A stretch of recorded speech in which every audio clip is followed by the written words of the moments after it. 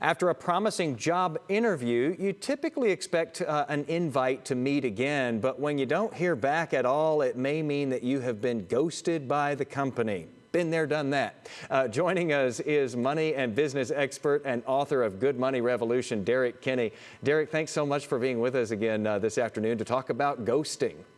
Thank you, Jason. Great to see you. All right, so what exactly, for people who have had the pleasure of not going through this, what exactly does it mean when you've been ghosted by an employer?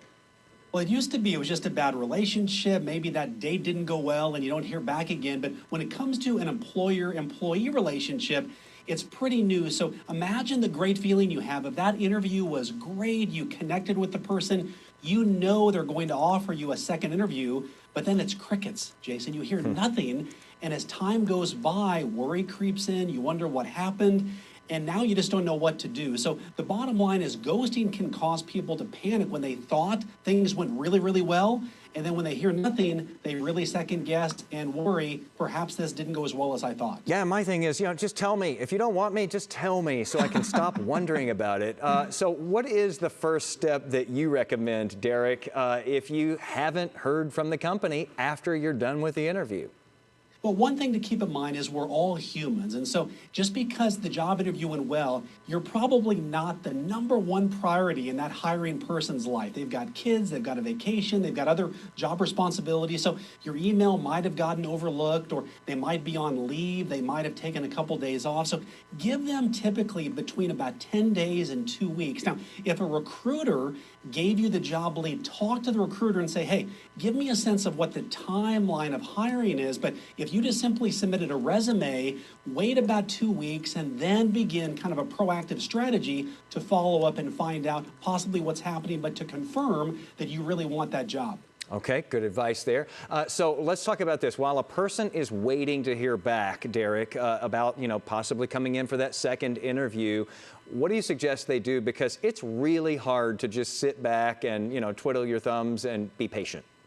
It is, and what most people do is they celebrate with their friends. They say, you know what, I'm going to crush this. I've got a job interview that's going to go great.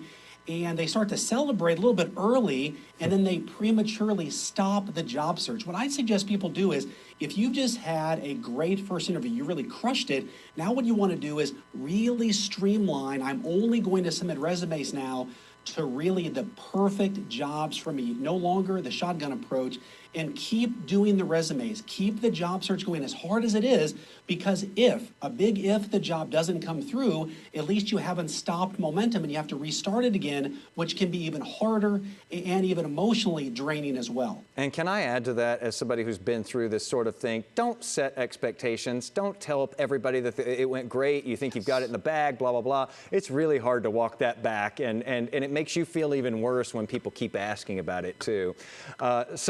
Last question for you here, Derek. When do you know when the company is just not interested? Like, this isn't just temporary ghosting. They've totally moved on from you. Yeah, the bottom line is if you haven't heard back in about 2 weeks, and keep in mind that during this time, you should have written a handwritten thank you note. Hey, appreciate our time together, feel like I'm a perfect fit, use that language for the job itself. And you followed up, haven't heard back anything. At the 2-week mark, if it's still ghosting, assume that they've moved on, but it still may be out there, but you want to continue the job search because ultimately you own your job search.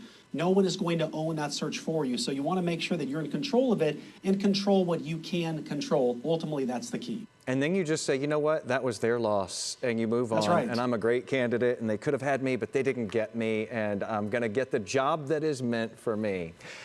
Derek Kinney, author of Good Money Revolution. Thanks, as always, for the advice. I know that a lot of people are probably going through exactly what we're talking about here. It's a hot topic right now. Jason, always great to be with you. Thank you. Great to have you always.